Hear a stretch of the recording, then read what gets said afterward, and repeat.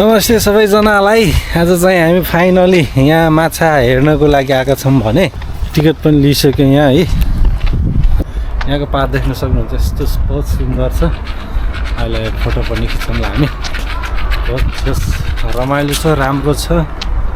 यहाँ हाम्रो सानो खास भने बच्चा बच्ची बुढापाका जो आए नि हुन्छ, जस रमाइलो चाहिँ रमाइलो छ। यो यता साइड चाहिँ यो चाहिँ टोयलेट बनाइरहेको छ। जस टोइरे यहाँ खेल्न आउनेलाई घुम्न आउनेलाई टोइरेको पनि व्यवस्था।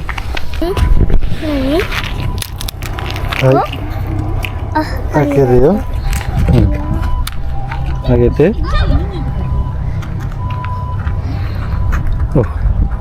सगनाको नजिक जाउँ न। यहाँको चाहिँ यस्तो भ्यू चाहिँ यस्तो दामी देखिन्छ, देख्न सक्नुहुन्छ। वाउ, दामी छ कि यो ठाउँ नै कस्तो राम्रो बनाइरहेको छ क्या। पुरै माछाको थरी थरीको छ नि। जस आगे त्यो हो यो हो रेड फिस मिटे। जति बस्यो नि बसौँ लाग्ने। बाबुलाई मलाई पनि रमाइलो भइरहेको छ। छोरोसँग खेल्दैछौँ हामी चाहिँ नि। दामी देखिएको छ यस्तो दामी रुखको मामोजीको रुखो सही छ। ल हामी चाहिँ फेरि पार्कको अन्तिममा आएको छौँ भने पार्कको अन्तिमबाट चाहिँ यसरी देख्न सक्नुहुन्छ भ्यू। अब माथि जाने ल माछाको खानेकुरा हो लाइक ल जाउँ। यहाँबाट भ्यू हेर्दा पनि यस्तो दामी देखिन्छ। सरल चाहिँ यहाँ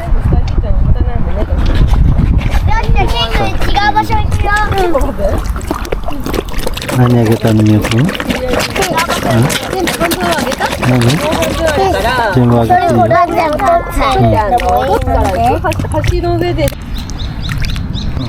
माया गरेर हेर्नुहोस् है। म हात चाप खान्छ।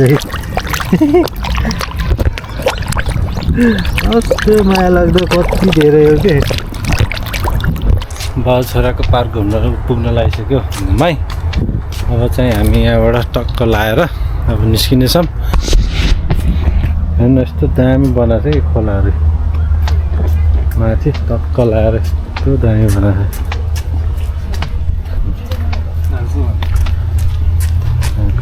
सीताका राईको यो टक्कै कुनाबाट सर्लक्क यस्तो दामी बनाएको छ कि।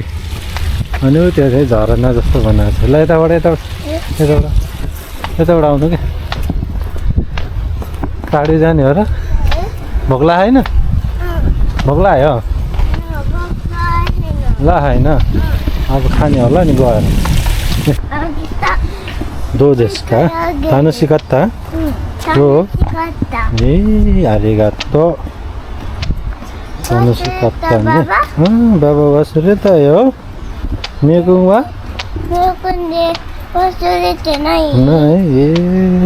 ल यहाँबाट हो नि हामी। अब चाहिँ थाकिसक्यो। अब चाहिँ हामीले अघि न पसलमा गएर किनेर ल्याएको कुरा चाहिँ खानुपर्छ किनेर। यता है देख्न सक्नुहुन्छ दामी छ। अब सानो यता हो छोरो यहाँ छ।